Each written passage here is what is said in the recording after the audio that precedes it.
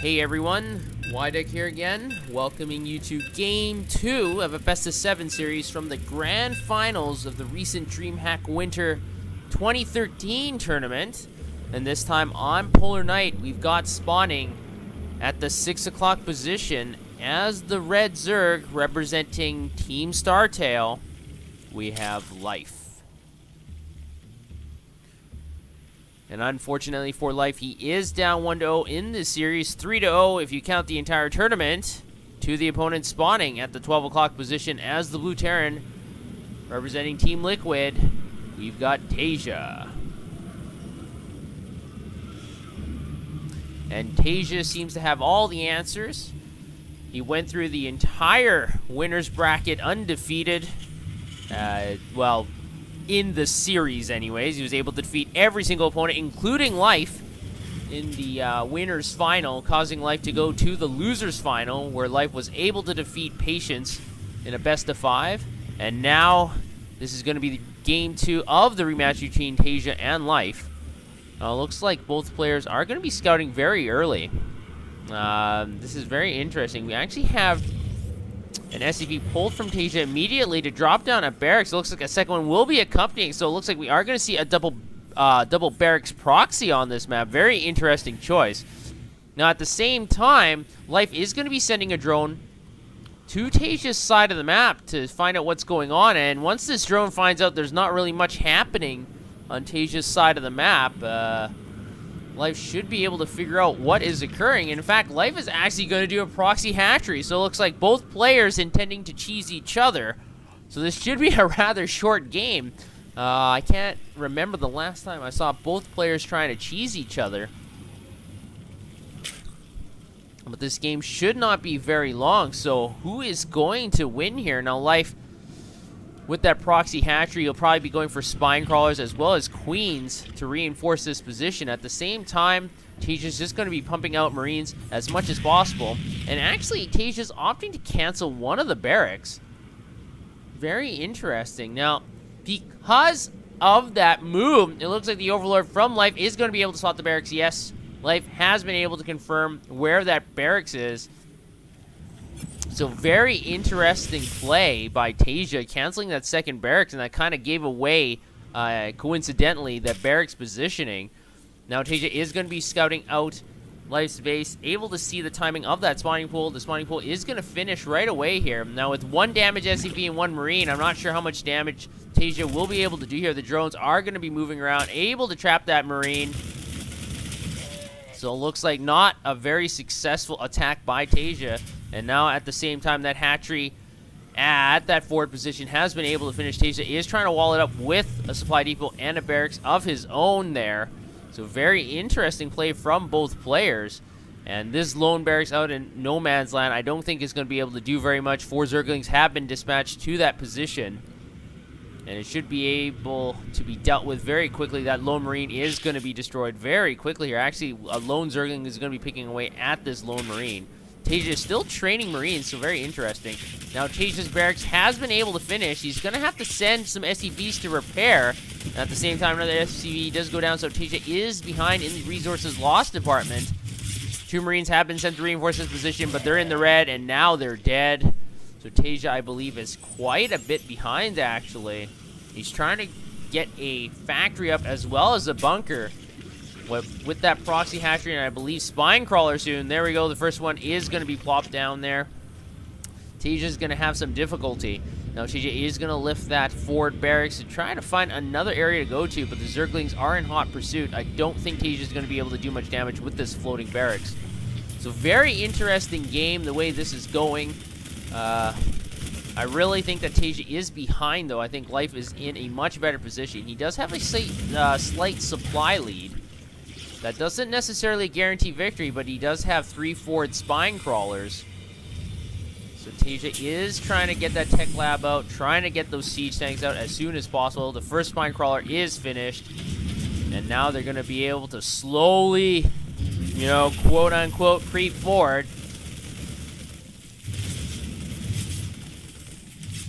And the spine crawlers do have better range than Marines in bunkers. So it looks like this bunker is going to be under perpetual attack. SCVs are going to have to constantly repair Taeja's trying to do some microing, pulling out those Marines once in a while to deal some damage to those spine crawlers. At the same time, Queens are providing secondary artillery support. That first tank is almost out. Now remember, just because this tank is able to get out here, the spine crawlers can also uproot themselves. Now with those supply depots going down, it looks like Taeja is actually supply blocked here, so very interesting. He's not going to be able to do very much. The siege tank is not going into siege modes as of yet, and that first bunker may fall. No, with 5 SCVs repairing, it will not fail. So the spine crawlers are going into overtime. Now at the same time, the Queens are going to try and rush up the ramp because now the siege tank is in siege mode, and now with superior range, these spine crawlers are going to slowly fall. Unless Life is going to opt to move them away. There we go. They are going to unburrow and move away. But we do have to remember here, it looks like the spine crawlers are going to be rushing up the ramp anyways. Very interesting play by Life. Very aggressive. But I don't think this is the right decision because spine crawlers take, I believe, 12 seconds to burrow. So that's a lot of time for the spine crawlers to take a lot of beat down. And one spine crawler is going to fall. The other two are in the deep red.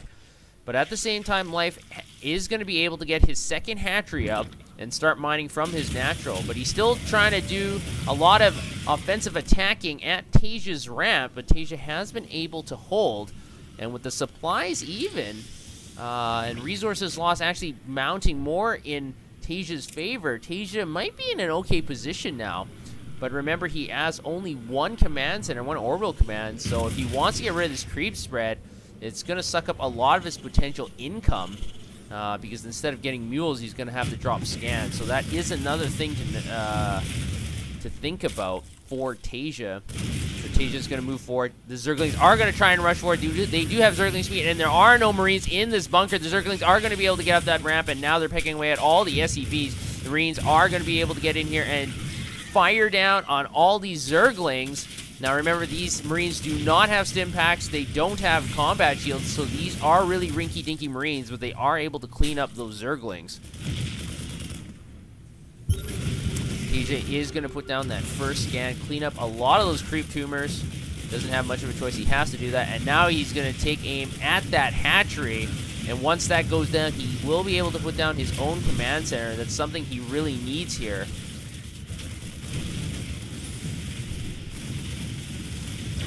And he's going to finally be able to clean this up. Now, there is still that one active creep tumor.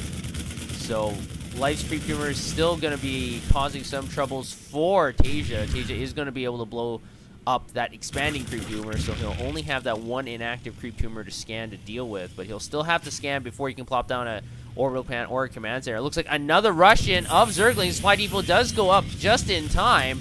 So the Marines, Hellions, and Sea Snakes should be able to do some significant damage to the Zerg army, able to pick off quite a few Zerglings. And if you take a look at resources lost, it's almost 3-1 in favor of Taeja. And with that blue flame upgrade coming very soon, it looks like Taeja is in a very good position. And in fact, he's going to be pulling off a whole bunch of SCVs from the line. I think he's going to go all in now. He thinks he's in a very good position to win the game outright, and it may very well be. If you take a look at the army, our Zerg player only has 25 Zerglings and a couple Queens, and I don't think that will do very well against all these Hellions, especially when the blue flame finishes.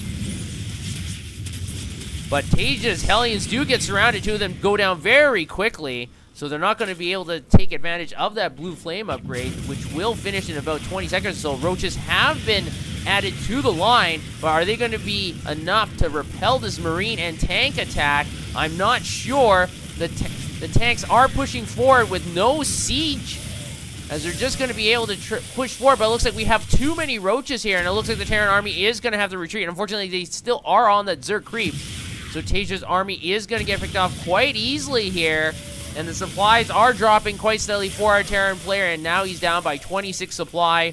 Now it's about 2-1 in favor of Life, so I think Taeja really was just too aggressive. Once those Roaches came out, Taeja wasn't able to really do anything. I think before the Roaches came out, Taeja had a really good chance to cripple Life. But once those 7 or 8 Roaches came out for Life, I don't think Taeja was able to do very much. So basically at this choke point, that's basically where the game was decided. It's a very interesting game too. Both players went for a proxy, and I'm not sure what kind of influenced Taeja to drop that second barracks, because you do lose the mining time from that second SCV. You lose the minerals for canceling the barracks. And not only that, because just coincidentally at that time that Overlord was there, by sending that SCV back to the base, the Overlord was able to spot it.